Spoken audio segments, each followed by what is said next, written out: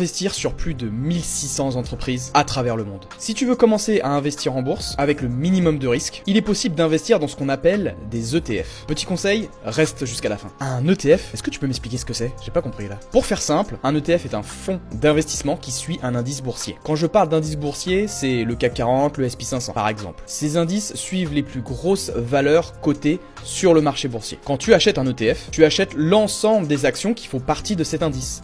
Par exemple, on a dit le CAC 40. Le CAC 40 sont les 40 plus grandes entreprises cotées françaises. Si tu n'as toujours pas compris ce qu'était un ETF, imagine juste que lorsque tu achètes un ETF, tu achètes ce qu'on appelle un panier d'actions. Par exemple, en investissant sur le MSCI World, tu investis sur plus de 1600 entreprises cotées en bourse, dans le monde entier. Attends. Investir et acheter plus de 1600 entreprises, ça va me coûter la peau des... Très bonne nouvelle, investisseurs, les ETF sont accessibles à prix très abordable. Reprenons le cas de notre ETF, le MSCI World. En investissant la somme de 25 €, tu pourras obtenir un ETF du MSCI World, donc un panier d'actions. Des actions comme Amazon, Facebook, Apple ou encore Google seront disponibles directement dans cet ETF. Alors sachant qu'une action Google coûte 2800 $, les ETF deviennent la méthode d'investissement abordable pour le grand public. Mais la question la plus importante, c'est combien je gagne avec un ETF? Alors reprenons le cas de notre ETF MSCI World. Avec des performances moyennes sur 7 ans d'environ 13%, l'ETF peut te créer un patrimoine titanesque sur le long terme. Simple exemple, avec un dépôt initial de 1000 €, en investissant tous les mois 500 €, tu patientes